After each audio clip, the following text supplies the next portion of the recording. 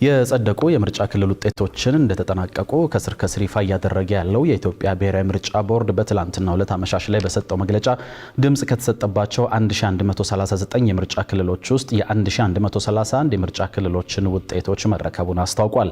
በትላንትናው ዕለት ይፋ በተደረገው በአዲስ አበባ፣ በኦሮሚያ ክልል እንዲሁም ደግሞ በድሬዳዋ ከተማ አስተዳደር ብሎም ደግሞ ከደቡብ ምዕራብና ከቤኒሻንጉል ጉሙዝ ክልል የመጡና በቦርዱ የጸደቁ የምርጫ ክልል ውጤቶች ሲሆኑ ይፋ በተደረገው ውጤት መሰረትም በአዲስ አበባ ምርጫ ክልል 18 የተወዳደሩት የኢዜማው መሪ ኢዮብ መሳፍንት አብላጫ ድምጽ ማግኘታቸው ተነግሯል። አቤል አበበ ይህንኑ የቦርዱን መግለጫ በዝርዝር አሰናድቶታል።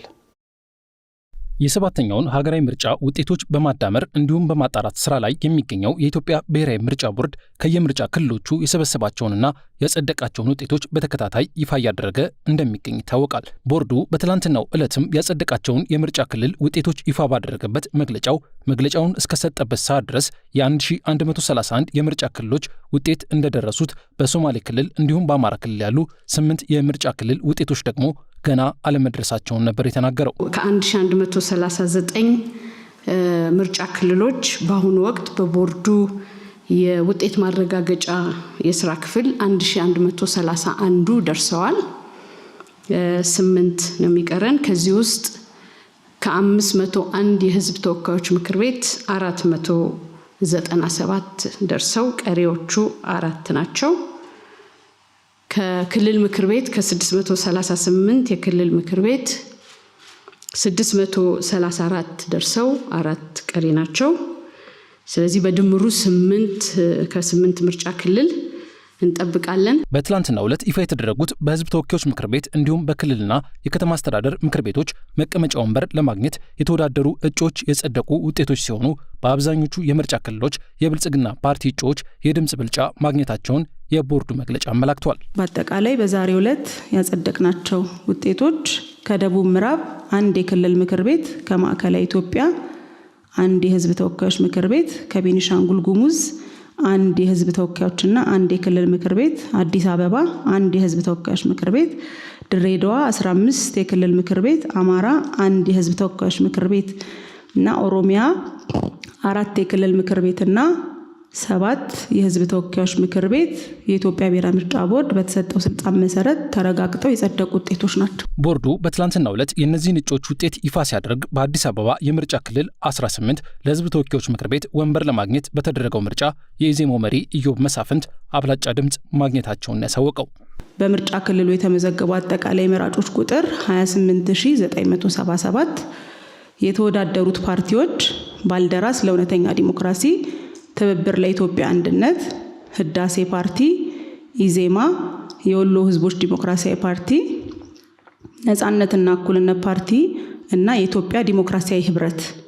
ከፍተኛውን ድምጽ ያገኙት እጩ ኢዮብ መሳፍንት ኃይለማርያም ከኢዜማ ፓርቲ 12130 ድምጽ።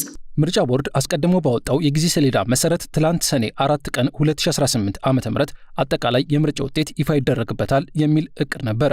ቢሆንም የማዳመርና የማጣራት ስራዎች አለመጠናቀቃቸውን ተከትሎ እንዲሁም የፖለቲካ ፓርቲዎች በ120 የምርጫ ክልሎች ላይ ቅሬታ በማስገባታቸው ይፋ የማድረጊያ ጊዜው በአዋጁ መሰረት መራዘሙን የተነገረው። ቅሬታ የቀረበባቸው የምርጫ ክልሎች ላይ ምስክሮችን በመስማት ላይ መሆኑን ያሳወቀው ቦርዱ ሙሉ የምርጫ ክልሎች ውጤት ደርሰውት አጣርቶ ካጸደቀ በኋላ በቀሪ 10 ቀናት ውስጥ ጠቅላላ ውጤቱን ይፋ ለማድረግ እንደሚሰራ ተናግሯል። 120 የሚሆኑ ምርጫ ክልሎች ላይ ቅሬታ ስለቀረበ ይሄ ቅሬታ በህግ ባለሙያዎች እየተጣራ ይገኛል። በአሁኑ ወቅት እስከ ዛሬ 148 ምስክሮች የምስክርነት ቃላቸውን በተለያዩ ምርጫ ክልሎች ጉዳዮች ላይ ፖለቲካ ፓርቲዎች ባቀረቡት ቅሬታ ላይ አቅርበዋል።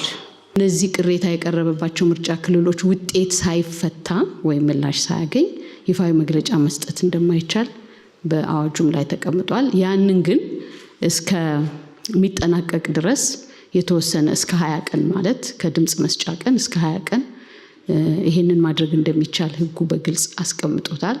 በዛ መሰረት ነው ቦርዱ የሚጠቀመው። ስለዚህ እኛ ይሄንን ከስር የደረሰልንን ውጤት በመመሪያው መሰረት እናወጣለን፣ እናሳውቃለን።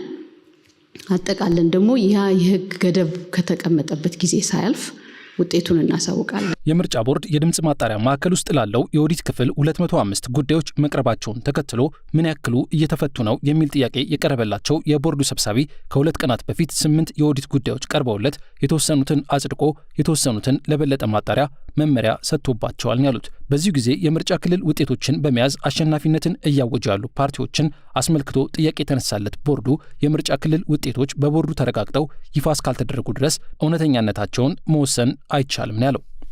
አሸንፈናል የሚል ወገን ተነስቷል የሚለውን በተመለከተ እንግዲህ ቦርዱ በግልጽ ደጋግሞ ተናግሯል።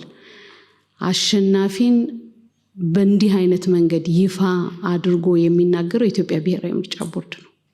የተለያዩ ፓርቲዎች የተለያየ አይነት መግለጫ ሊያወጡ ይችላሉ። ነገር ግን የሚረጋገጠውና የመጨረሻ ውጤትን ይፋ የማድረግ ስልጣን በሕግ የተሰጠው የኢትዮጵያ ብሔራዊ ምርጫ ቦርድ ስለሆነ ቦርዱ ይሄንን ነው የሚያውቀው። በዚህ ደረጃ ነው የኢትዮጵያ ሕዝብ እንዲረዳው የሚፈልገው።